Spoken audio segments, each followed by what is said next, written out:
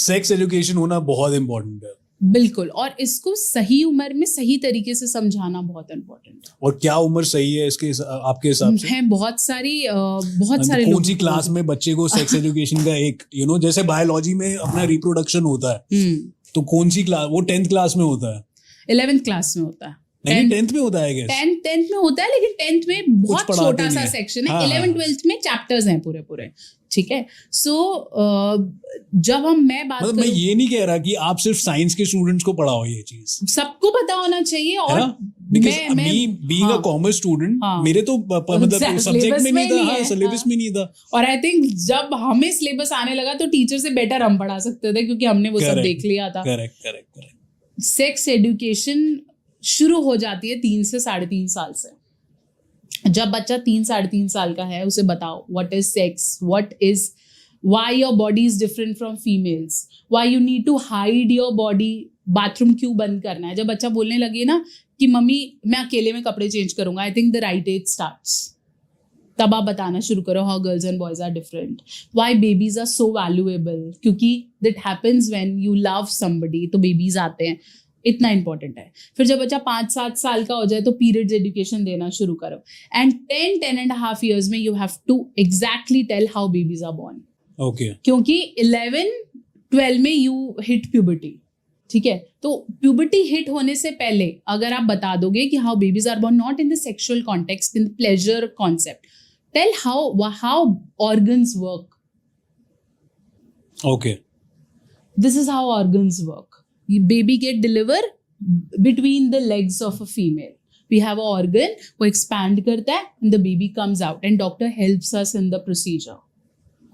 इसमें शर्म नहीं आएगी, लेकिन अगर आप ऐसे बताओगे कि ऐसे डालना होता है, ऐसे करना होता है, वो जैसे फ्रेंड्स ने बताया, तो that creates curiosity and you watch it again and again, your hormones will rise and you will get into the addiction cycle. मतलब ये चीज पेरेंट्स को बतानी चाहिए या टीचर्स को बतानी चाहिए, कैसे? It is mix.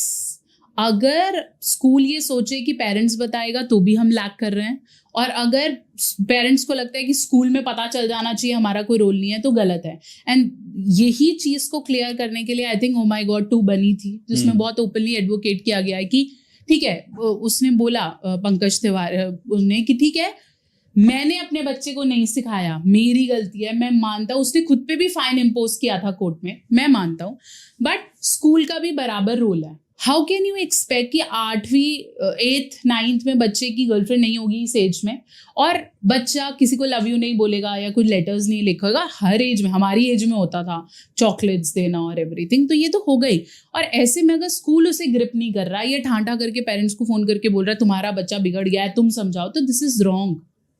School has to deal with it, and then he or she, the school authority has to talk to the parents and tell them कि हमने ये किया, अब आप भी इससे अपने लेवल पे समझाना, हम ये हेल्प कर देंगे. लेकिन अगर स्कूल पेरेंट्स को फोन करके बोलता है आपका लड़का बिगड़ गया, इसको निकालो, and he is doing this, and हमारा और कल्चर खराब हो जाएगा, फिर स्कूल का कल्चर तो बच्चे बना रहे हैं ना. Correct. ये काहे का कल्चर है? Have a school counselor. Take all those classes. Tell them why your body is different from others, why males behave in such a manner, why males get attracted, why this friendship exists. आप विश्वास नहीं करेंगे कि जो हम abortions की बात कर रहे हैं ना, कि abortion pills मैरिज के बाद ली जाती हैं, कितने टीनेजर्स abortion pills लेते हैं? करेक्ट, लेते हैं ना, बिल्कुल लेते हैं.